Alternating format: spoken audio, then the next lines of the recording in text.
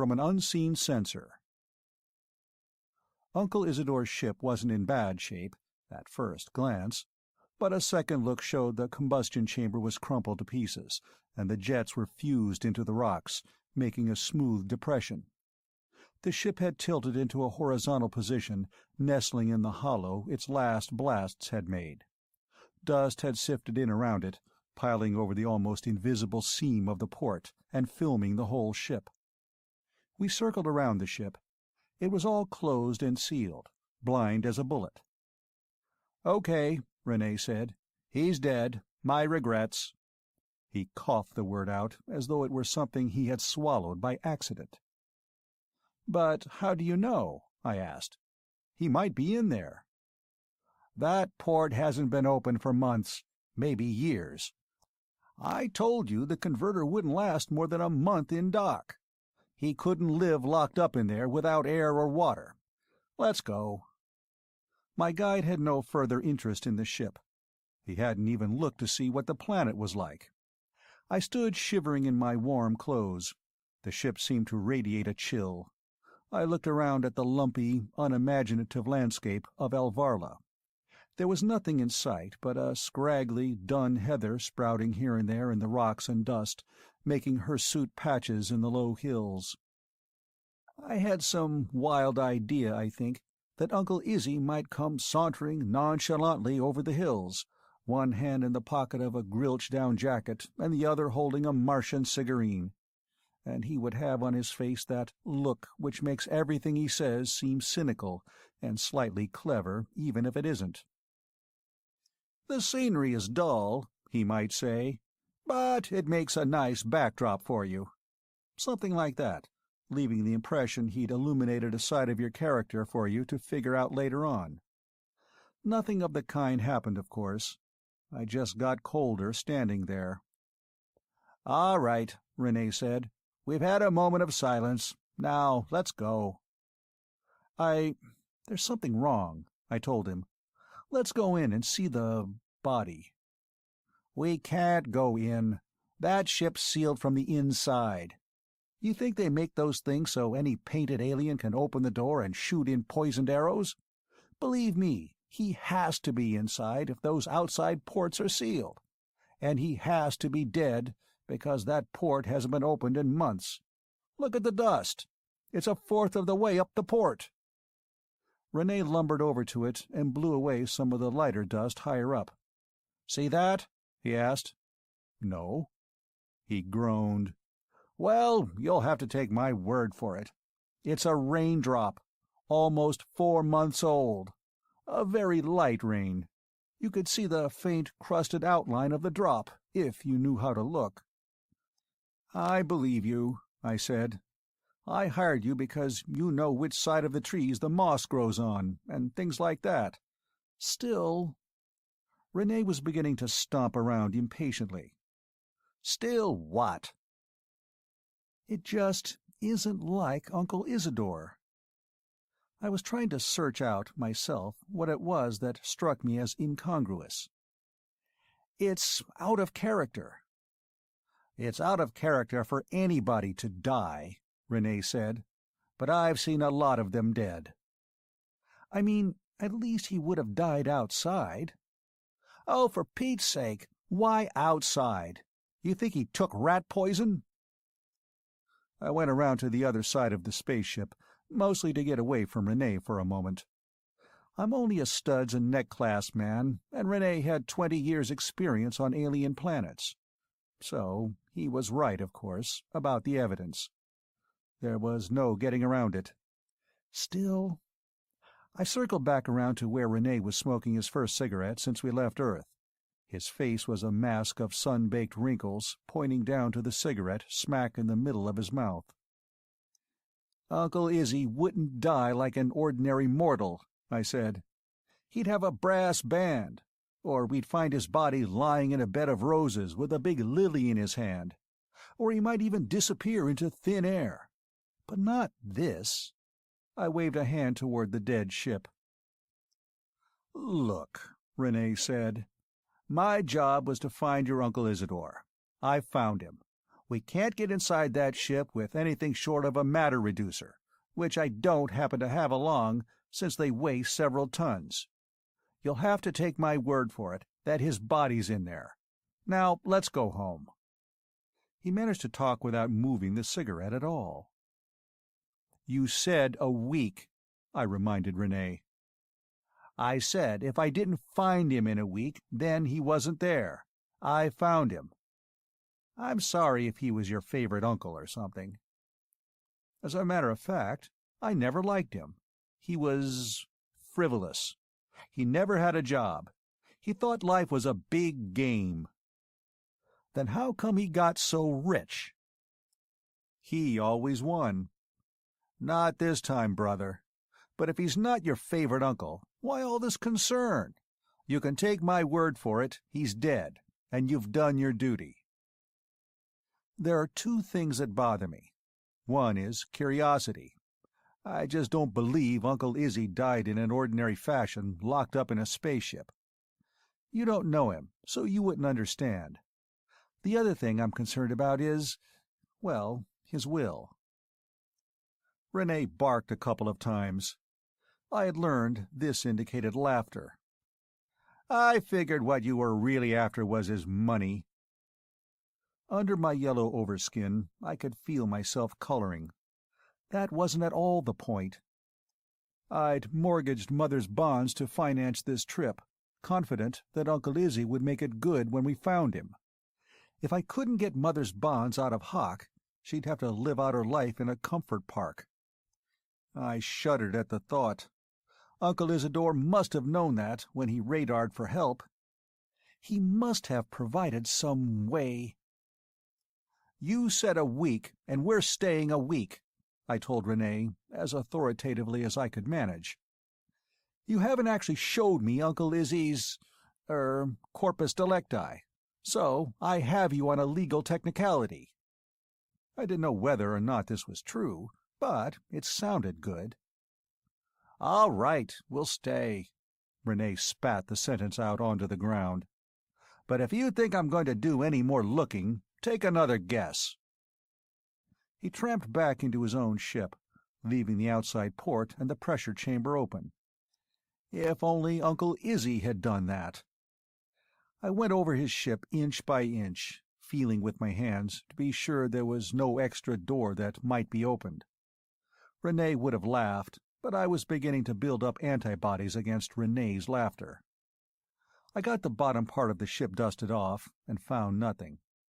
I pushed open the door of Renee's ship and asked him for a ladder. "You'll have to pay for it," he warned. "Once it's open, I can't carry it in my ship, and I'll have to get another." Okay, I'll pay for it." He handed me a synthetic affair that looked like a meshed rope wound tight, about the size of a Venusian cigar. "This is a ladder?" I asked incredulously, but he had shut the door in my face. I slipped the cellophane off and unrolled it. It seemed to unroll endlessly. When it was 10 feet long and 4 feet wide, I stopped unrolling. Sure enough, it hardened into a ladder in about 10 minutes. It was so strong I couldn't begin to bend it over my knee.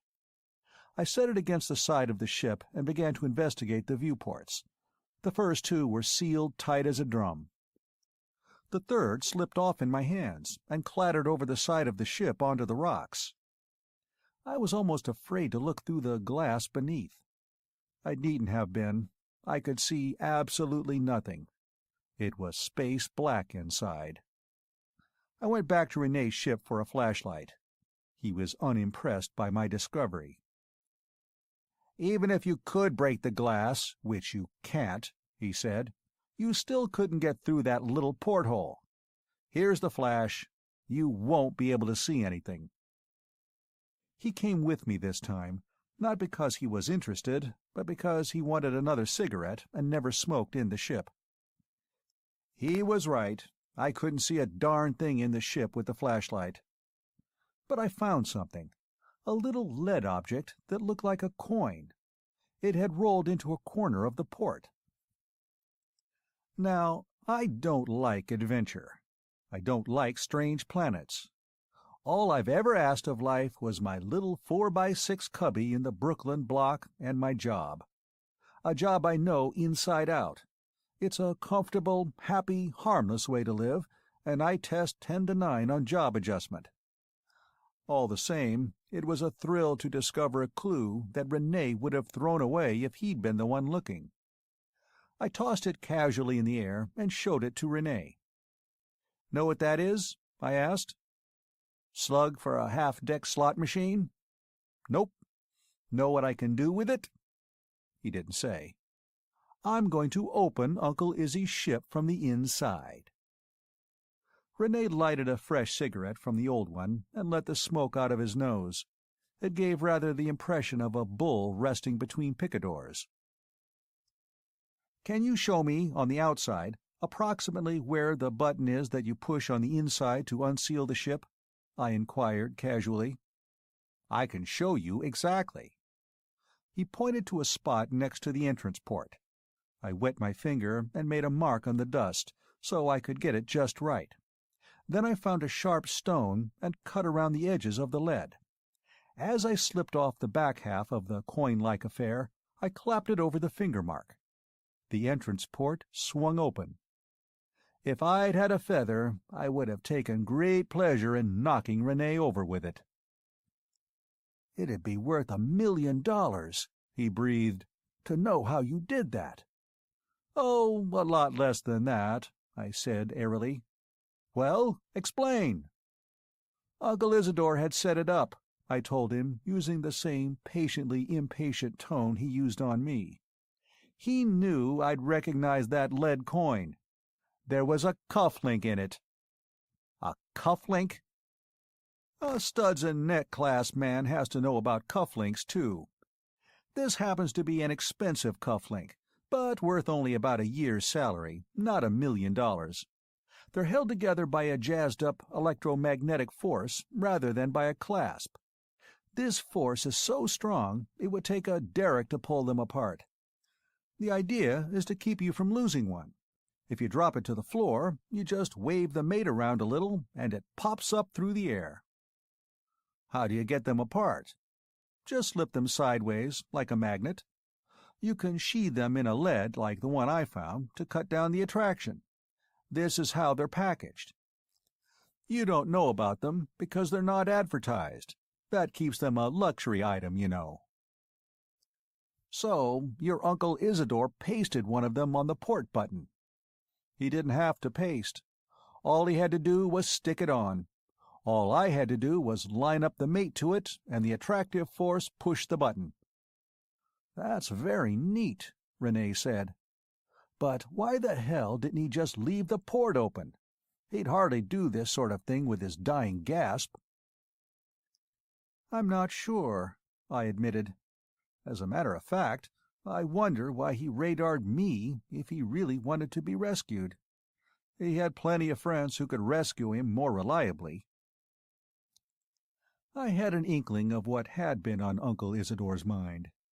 Although Uncle Izzy had had 3, or was it 4, wives, he'd very carefully had no children.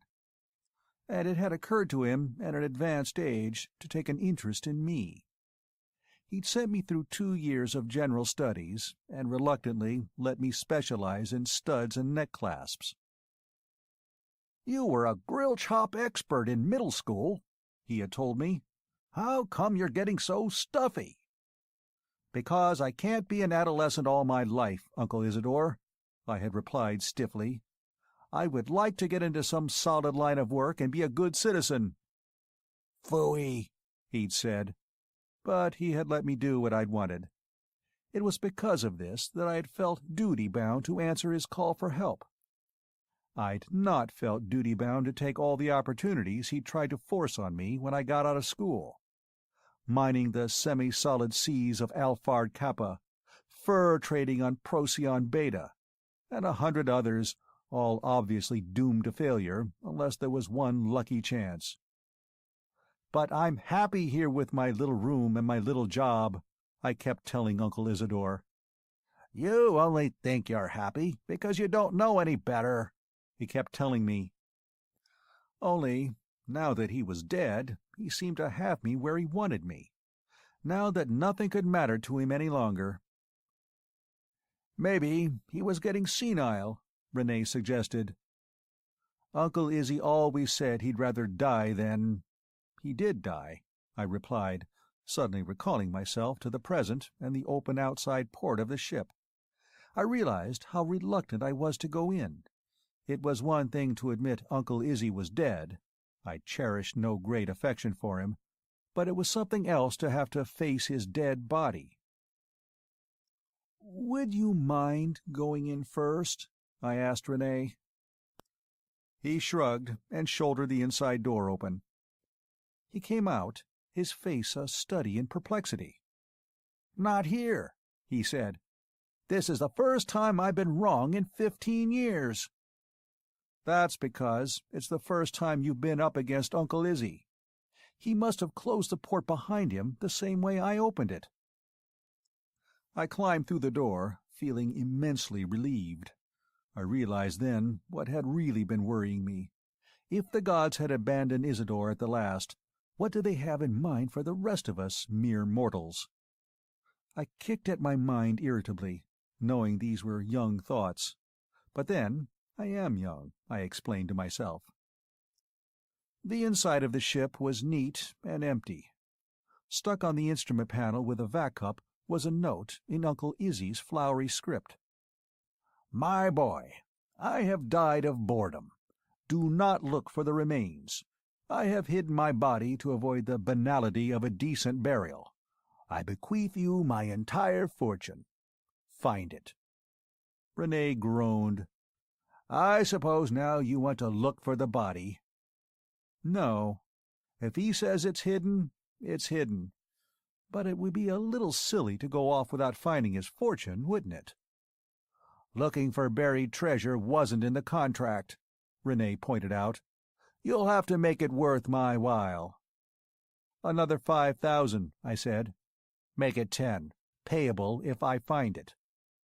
"Suppose I find it." "Don't be ridiculous. You'd be a fool to take 2 steps on this planet without me." He was right, of course, and if we left, I wouldn't get anything. I thought of Mother living by the bells at a comfort park. "All right," I said. "What form was his fortune in?" Renee asked. "Money, bonds, Polarian droplets? It would help to know what I'm looking for." "I have no idea," I confessed. "Ordinarily, it would take a computer to figure out Uncle Isidore's financial affairs, but he'd have been perfectly capable of selling out everything and taking his entire fortune along with him for some new project." Renee had skillfully unscrewed the instrument panel, and he lifted it off and began poking inside and removing mysterious bits of machinery. "That makes it harder. You don't know whether he sold out or not?" "I have no idea. He might have all his money piled in the locker of the whist club of Sirius Beta. In that case, we look for a key. Or he might have a block of erythrium buried somewhere. Your guess is as good as mine." "If he's dug up the ground," Renee said, "I'll recognize the spot. But that'll mean walking over every inch of ground for a day's journey around. Or more if he did any overnight traveling." "Not Uncle Izzy," I said. "He wouldn't be at all likely to spend a freezing night out on Alvarla, even for a good joke." "Radar equipment's in perfect shape," Renee said, shifting his activities to another segment of the ship's equipment. "I wonder why he didn't leave it on so we could locate him easier. Not that we had any trouble. Or why he didn't continue broadcasting for help until he died. Mind if I take some of the equipment?" "You haven't been exactly generous with me." "I intend to subtract its value from the cost of supplies and mileage on my ship." "I never said I was generous, but by God, I'm honest." Renee slid out the compartment of lunch packages, dumped them on the floor. "All unopened," he was saying disgustedly.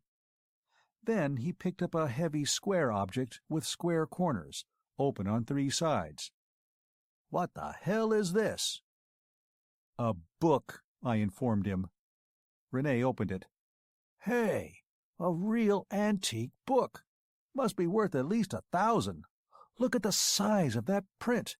You can read it with the naked eye, like an instrument panel. Well, here's a little piece of your fortune." He tossed it to me and went on examining the lunch packages. He didn't trust me to help him because I wouldn't be able to tell if they'd been opened and something inserted. I hung the book by the covers and let the pages flip open. Nothing fell out. I sighed. I'd have to go through the whole damn thing. "I'm going back to your ship and read in comfort," I told Renee. "You're no help here anyway," he said, putting the lunch packages in a large plastic bag he'd found somewhere. "No use letting these go to waste." I didn't tell him I had the clue to Uncle Isidore's fortune in my hand. He didn't know Uncle Isidore, so he wouldn't have believed me. Nothing is more uncomfortable than reading an antique book. There is no way to lie back and flash it on a screen, or run the tape over your reading glasses while you lie prone and relax. You have to hold it. If you try to hold it lying down, your arms get tired. If you put it down on a table to read, your neck gets tired from bending over. And the pages keep flipping and making you lose your place. Still, I read it all the way through. It wasn't too bad. Not like Edgar Guest, of course, who was the only ancient author I liked in general studies. But I found there was a sort of Grilch hop beat to it that reminded me of the Footlooses I used to go to in middle school. I grinned. It was funny to think of now. I found no clues in the book. The only thing to do was read it again, more carefully. I noticed there was one poem with a real Grilch hop beat. I thought suddenly of Sally, my regular partner at the Footlooses. She was very blonde, and she affected a green crest wave in her hair, pulled over her forehead with a diamond clip.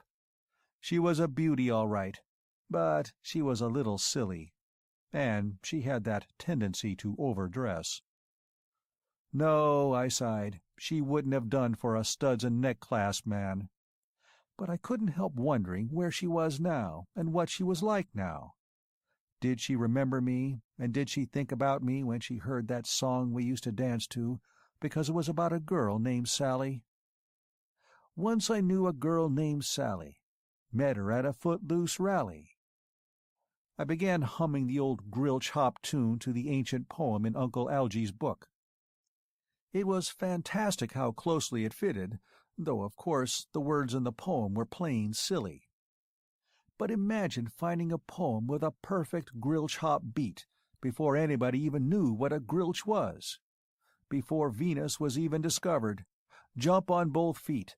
Hop 3 times on left foot. Jump. Hop 3 times on right foot. The rhythm was correct, right down to the breakaway and 4-step at the end of each run. It was while I was singing this poem to a Grilch hop tune that I noticed the clue. The poem was named The Dodo, and the rhyming was very smooth until I came to the lines, "Though thy crest be shorn and shaven, though, I said, art like a raven, ghastly, grim, and ancient Dodo, wandering from the nightly shore, tell me what thy lordly name is on the night's Plutonian shore." Quoth the Dodo, "Isidore." Now, the author had gone to a lot of trouble in the previous verse not to break the Grilch hop rhyme scheme. He made "thereat is" rhyme with lattice, and "that is." Why did he follow shaven and raven with dodo? Furthermore, it had not struck me the first time I read the poem quickly that there was anything odd about a bird being named Isidore. People who keep pet Grilches frequently name them after famous reed players, and Isidore is a common name. On the other hand, it was my uncle's name, and the word dodo didn't rhyme as it should. I got out a magnifying glass to examine the ancient print. Sure enough, it had been tampered with. The print looked so odd to me anyway, I hadn't noticed the part that had been changed. But it was obvious under the glass that dodo had been substituted for a word of almost equal length. The same with Isidore. I went over the whole poem now carefully to see which words had been changed. There weren't many. White in a couple of places, Dodo and Isidore wherever they occurred, an O in the line, perfume from an unseen censer, S in the line, wretch I cried, Isidore hath sent thee. Sitting back, I thought about what I had read. It made no sense at all. Was I to look for a white bird, grim, ungainly, ghastly? And what if I found him? Why was he like a raven? What was this perfume from an unseen censer? I could picture the ghost of Uncle Isidore, knowing his financial imagination, as the unseen censer, because he always criticized me. Was I to look for perfume? Did he have a fortune in perfume stowed somewhere? It seemed to me it would take an awful lot of even the most expensive perfume to comprise a fortune. I decided to start with the bird. I went outside Renee's ship and looked around. No birds. "Renee," I called. He was still looking through Uncle Izzy's ship. "Have you seen an ungainly white bird around?" "What?" he snapped, sticking an indignant face out of the door. "I guess you haven't. Can your woodsy lore tell if there are birds on this planet?" "Obviously," Renee said. "I don't know why you can't find your own spoor. I noticed the droppings immediately." "Where are the birds?" "How the hell would I know?" But he couldn't contain his special knowledge. "They're probably night birds," he said. "Oh, yes." It checked. "Wandering from the night's Plutonian shore." He looked at me suspiciously. "You ever had a nervous breakdown?" "I have not. I test 10 to 9 on job adjustment and 10 to 8 on life adjustment." "Some people crack on alien planets," he said. "I have a padded room in my ship. You'd be surprised how often I have to use it." I told him about the poem I found in Uncle Izzy's book. "We look for a white bird," I said, "or perfume." "You're nuts," he pointed out with some justice, because he hadn't known Uncle Isidore. "How do you know these changes weren't made by somebody else a long time ago?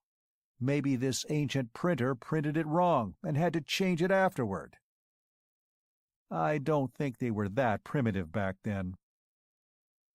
But I didn't know what "back then" meant, or how primitive ancient printing was. All I knew for sure was that as the poem stood, it sounded as if somebody had loused up a perfect grill-chop rhyme. And Uncle Izzy knew I was a grill-chop expert in middle school, and this was the only real grill-chop rhythm in the book. What's more, Uncle Izzy could depend on me to go over that book in painstaking detail, because a studs and neck-clasp man has to be good on details. "All right," I said. "You look your way, and I'll look my way." "We're not looking any more anyway today," Renee said, emerging from Uncle Isidore's ship, loaded down with removings. "It'll be night and below freezing in half an hour." "What do you think," I asked, "a dodo would like to eat?" "A what?" "The birds. I want to put something out to attract them. Crackers or something?" "I think you're crazy. If you have any idea of sitting outside to wait for them, you'll freeze to death. Not only that, there's no moon. You wouldn't be able to see your hand in front of your face." "How do the birds see?" "Maybe they aren't night birds. Maybe they migrated somewhere else." "And if I use a light, I might scare them away," I mused. "Well, maybe I'm not supposed to wait outside anyway." Renee went in and switched on the heat and lights. "Leave the outside port open," I said. "Why?" "So the birds can knock." "Can what?" "It's possible," I said, defensively. "It won't hurt anything to leave it open." "All right," he consented, curving his mouth around unpleasantly, "just to show what a jackass you are." Renee had the heat turned low for sleeping and the lights off, as soon as we had eaten and fed the converter. I hydrated a package of crackers so that they were full-sized, but not soggy, broke them into pieces, and tossed them out. I admit I felt a little embarrassed. I sat there in the chill quiet, on this ugly, alien world, reading The Dodo by the light of a miniature flash so as not to disturb Renee. Pretty soon I began to feel creepy. The Dodo is a ghastly poem. There's an insidious morbidity about it. It had sounded merely funny the first time I read it. Now, the more I read it, the more I began to hear strange, impossible creakings and sighs, which might or might not be due to temperature changes. The night outside was a deep, cold cup of darkness where no human thing moved. There was a knock at the door. I dropped the book and flashlight. Renee was up like a cat. He didn't turn on the light. "Who's there?" he shouted. There was a scratching noise at the door. Then a voice croaked, "My name is Isidore Summers." I reached a trembling hand for the door. "Wait, you fool!" Renee cried. He picked up the flash and got his gun. "Stand behind me and keep your hands off your gun. I know when to shoot and when not to shoot. You don't." "If it's Uncle Isidore, I tell you, you've got to leave it up to me if you want to get off this planet alive. Now stand back and keep your mouth shut, no matter what happens." He kicked the door open and stood back and to one side of it. "Come in with your arms up." There was a sort of rustling sound, and in walked a huge, white, wingless bird. "My name," the Dodo repeated, somewhat plaintively this time, with a glance toward the lunch compartment, "is Isidore Summers." I couldn't help it. I rolled all over the ship with laughter. Renee looked a little shamefaced, tossed his gun onto the rack, and punched the lighting on. Obviously, the Dodo recognized our lunch compartment from familiarity with Uncle Izzy's ship. Then he looked at the alcohol tap that led from the fuel conversion. "Nepenthe?" he begged. I hesitated. "Isn't there something," I asked Renee, "about corrupting the natives of a primitive planet?" But Renee was sitting on his bunk, his jaw slack. "This is the first time I ever been made a fool of by an alcoholic bird." "If it's just a bird, of course, like a parrot." I addressed the bird. "Sir," I began, and caught myself. "Or perhaps madam, can you say anything else?" "Nepenthe," the bird said firmly. I shrugged and drew a cup. The Dodo lifted the cup and drained it in one smooth gesture. This, as it turned out, was the only thing it seemed to do smoothly. It began a wild attempt to scratch its head with one claw and remain upright. Then, abandoning all dignity, it rolled to its side and scratched furiously to satisfaction. After that it began what looked like a hopeless attempt to right its awkward body, legs struggling in the air and back bumping around the ship.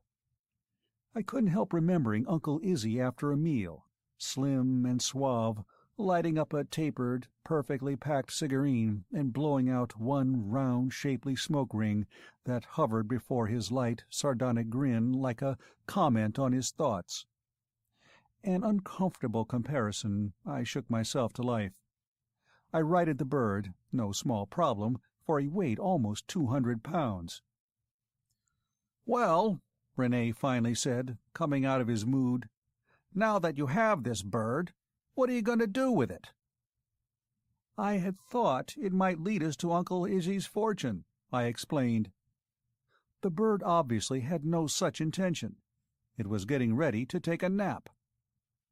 "A night bird," I told it approvingly, "shouldn't take a nap in the middle of the night." "All you're proving is that he has no self-respect," Renee pointed out. "Why don't you look to see if he's got a note tagged to his leg or something?" I did. He didn't. "I think this whole thing is crazy," Renee said, "but since he's a talking bird, You might ask him a few questions. Maybe he's trained to say something else." "Where is Uncle Izzy's fortune?" I asked, when I had tugged at the dodo's feathers until he opened one eye. He closed it. "Do you have a message for me?" He drew away from me irritably and closed the eye again, ruffling down into his feathers. "He may be keyed to respond to certain phrases. Try your uncle's name. He obviously knows that," Renee suggested coldly, wanting no part of this, but unable to hold down the suggestion. "My name," I screamed at the somnolent dodo, "is Isidore Summers." He reared back and pecked the hell out of me. I picked the book up off the floor and flipped through the bent pages until I found the dodo. Maybe there'd be something in that. "Listen to this, Renee," I said, "and see if you catch anything I might have missed."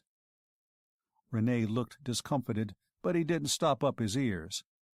When I came to the part, "Tell me what thy lordly name is, on the night's Plutonian shore," the dodo looked up and said, "Isidore." Clearly this was it, although I couldn't recall that any of the questions in the poem were to the point. I got to, "On the morrow he will leave me, as my hopes have flown before," and then the bird said— "Ask me more," said the dodo without missing a beat. I read on, getting excited. "Quaff, oh quaff this kind nepenthe, and forget this lost Lenore." Quoth the dodo— "Give me more," he supplied, pointing his beak at the alcohol tap. I gave him another cup and continued, sure that he must be going to say something relevant to Uncle Izzy's fortune. Is there balm in Gilead? Tell me, I implore." Quoth the dodo— "Probably not," the dodo said, breaking the grill-chop rhythm at last. "But there are perfume trees on Alvarla." "Perfume trees?" Renee shouted. "That bird's lying. It's impossible." "Shut up," I yelled at him. "The poem's not over." I read on, somewhat ashamed of having to say such inhospitable words to a dodo who had been, after all, cooperating with me. "Take thy beak from out my heart, and take thy form from off my door." Quoth the dodo— "I was just leaving," the bird said, and struggled to his feet and went and stood by the door expectantly. I got up. "Wait," I commanded the bird, who couldn't do much else because the door was closed. "Do you know what perfume trees are, Renee?" "Yeah, I know what they are, and they don't grow on this planet. You can take my word for it. They need a warm, moist soil to germinate in. They need to have their soil cultivated every day for a year. They die fast on contact with any sort of industrial fumes. They die in captivity, like some wild animals. They die if you sweat on them. They die if you breathe on them. They need to start off warm and get colder every month until they form their flowers. Then they need a frost for the pods to fill with the perfume, along with the seeds." "There aren't any industrial fumes here," I pointed out, "and they could get plenty of frost." "That's all they'd get. Where's the warm, moist climate to germinate in? Where's the parasitical runes to cultivate their soil? The urns couldn't exist without their glees, and the glees can't exist without— Never mind. The only place perfume trees can grow is on Odoria, and that's why the perfume is worth $2,000 an ounce." "I have never heard of anything," I informed him, "that spelled Uncle Isidore so exactly. He always said, 'If it can't be done, I can do it.' Well, there's only one way to find out. Surely there's something on the ship I can wear." "You mean you're going out into that frozen ink pot after that idiotic bird?" "That's exactly what I mean." "For Pete's sake, you're as brainless as the bird is." But I think for all his attitude, he was curious too. He began to spray me with something. "Close your eyes and mouth. If you don't wash this off with soap and water in 24 hours, you'll die. But it sure keeps in the body heat. I stuck the book in my pocket for good luck, and Renee handed me a gun, some lunch packages, an antibiotic kit, and a water purification kit. "All right," I said, pocketing them, "but it can't be far. Uncle Izzy wouldn't have gone more than a day's journey." "Then why haven't we smelled the perfume?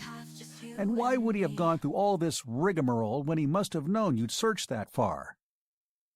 I didn't know why.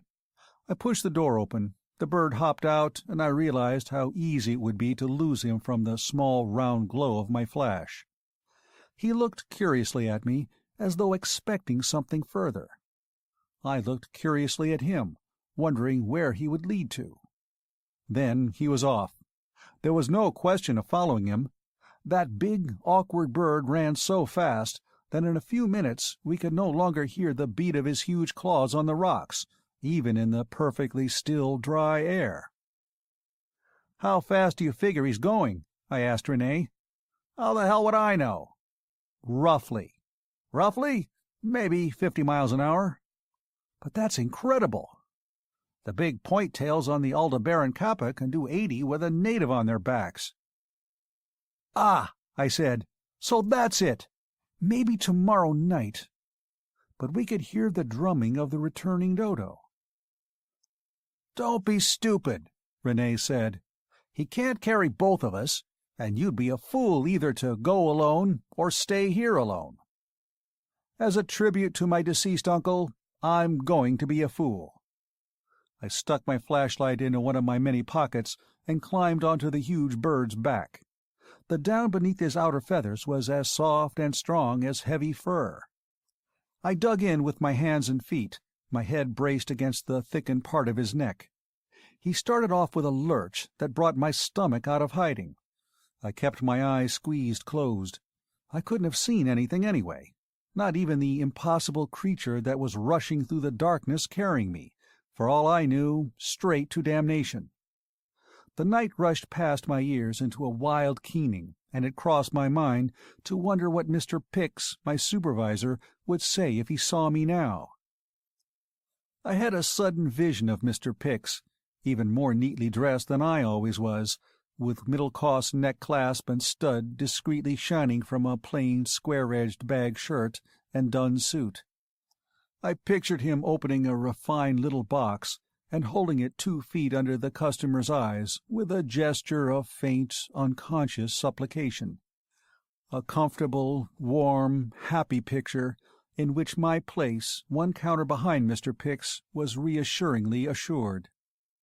Then, out of nowhere, into the picture galloped a yellow-skinned monster astride a huge white bird.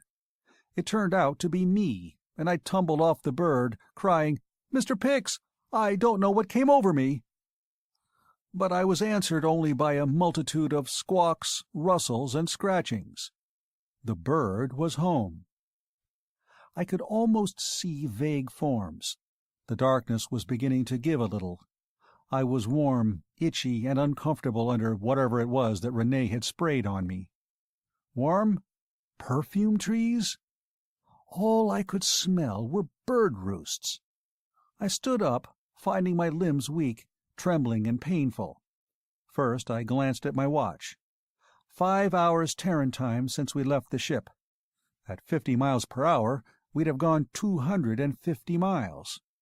If we'd gone due north, as the bird started out, we must be in the snow zone. And I was warm. I switched my flash around. All I could see were birds. There seemed to be hundreds of them. I couldn't tell which one was my bearer. "Where is the perfume?" I bawled.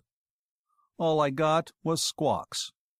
Some of the birds were, in fact, standing on one foot and tucking their heads away. It was growing lighter. The birds were going to bed. Feverishly, I pulled out Uncle Izzy's old volume of poetry. Brushing from my mind a vision of Mr. Pix in a state of shock, and another picture of Uncle Isidore snickering triumphantly, I stood on that desert land and chanted, on that home by horror haunted, and solemnly read The Dodo to a Colony of Wingless Birds. My dodo identified himself at the proper place, but I kept on, waiting for something to show me my inheritance. "Then methought the air grew denser," I read. "Perfume from an unseen censer," a bird croaked from the back row. "Where?" I cried, pushing my way through the birds crowding around me in various stages of roost and curiosity. "Then," I repeated, "the air grew denser." "Perfume," the bird now in front of me said, "from an unseen censer." He began to scratch at the ground assiduously under one of the 4 dim shapes about the level of my eyes. Then he yawned gapingly, gave up, and went to sleep. I sat down to wait, because it was almost dawn and the last dodo had tucked his head into his feathers. Daylight showed me 4 little trees, nothing like the usual scraggly vegetation of Alvarla. They must be perfume trees, I thought, but they were too young to have blossoms or pods. I didn't go too near them, remembering what Renee had said. And remembering that, I began to figure out how they grew here. This place was a little valley. No, a crater, several feet deeper than my height, with sloping sides. The birds apparently kept it warm with their body heat, plus the heat of the rocky sides would store. Since it was a crater, the winds wouldn't reach it. The crater made a basin to catch the snow, which I could see beginning to melt at the edges and ooze down the slope. The birds provided more than ample fertilizer, and Uncle Izzy had apparently trained at least one of them to cultivate the soil under the trees. I climbed out of the crater to see that I was indeed in the regions of snow. To the north were huge drifts, and far off loomed towering glaciers. To the south, the hills tapered off from white to spotted brown. That was the reason for Uncle Izzy's crazy setup. Renee and I would never have come across this crater in an ordinary search. Of course, the setup needn't have been quite so crazy. That was the personal equation of which Uncle Izzy was so fond. The trees would, I assumed, poke their heads up over the crater as they grew, reaching toward the cold, and finally getting the frostbite to fill their pods properly. At $2,000 an ounce. I had neglected to ask Renee how many pods a tree could be expected to produce, or how big the pods were, but say half an ounce in each pod, and a conservative 50 pods in each tree. $100,000. I slid back into the crater, sat leaning against a somnolent dodo, and ate a lunch package with a cupful of melted snow. All sorts of thoughts were jostling my brain. But I was bone-weary. I hadn't slept since we hit Alvarla, and the ride last night had been a tremendous strain, because I wasn't in the habit of getting any exercise at all. Therefore, I fell asleep in mid-thought. It was the noon sun that woke me. I wasn't just warm, I was hot. And I was very reluctant to let go of my dream. I kept grabbing at the tag ends of it with both hands. It was the most exciting dream I'd had since the one about succeeding Mr. Pix, only very different. I'd made a fortune cultivating perfume trees. My dream was full of perfume. Some of it came from the exotic plants of my African estate. Some of it was from a long-legged, pink-haired girl, the kind African millionaires have. It was the sort of dream, I mused, unable to keep it in mood any longer, as large-minded men have. Men like Uncle Isidore. I sat up suddenly. Uncle Isidore? Large-minded? Why hadn't he had the avuncular decency to leave me his fortune the usual way? Why? Because then he wouldn't be able to play penny ante psychology and get me dreaming about wild schemes with perfume trees and African estates. That's why. Or maybe there wasn't any fortune. Suddenly I understood why people smoke. It gives them something to do when they feel helpless. If there wasn't any fortune, then I was hopelessly tied to the perfume trees. If Uncle Izzy had lost his last cent, It would be very like him to borrow enough from friends to finance a perfume tree scheme. And if he didn't make it to the planet he had in mind, why, he'd make the planet he'd crashed on do. Anyone else would have shot the birds for fresh meat. Anyone else would have seen immediately that Alvarla was the last planet in the galaxy where perfume trees would grow. Anyone else would have seen immediately that I was one of the minor, comfortable people in the world who likes the happy regularities of a little job and an assured, if limited, future. Anyone else would have seen I had the sort of personality that could not be changed. But Uncle Izzy wasn't anyone else. Why did I keep smelling the perfume from my dream? I followed my nose out of the crater and found the snow melting around a water tank about 4 feet long and 2 feet in diameter, part of the ruined fuel system from Uncle Izzy's ship. I dislodged it from the ice beneath and shook it. The perfume was so strong, as it unfroze, that it made me dizzy, and all that smell was coming from a pinhole. There seemed to be half a gallon in it, enough to pay off Mother's bonds, and whatever I owed Renee, with a handsome sum left over for me. I could go home and forget about perfume trees and Alvarla and Uncle Isidore. But that dream of the African estate kept irritating the back of my mind, and the large free sky of Alvarla was soothing to the eye when compared to the little squares of blue I noted occasionally when riding the slidewalks of Brooklyn. What did I want out of life, anyway? Damn Uncle Isidore. I'd never test 10 to 9 on job adjustment again. I was still thinking when evening swept in fast, as it does in dry climates, and the birds began to wake up and climb out of the crater, presumably to forage for food.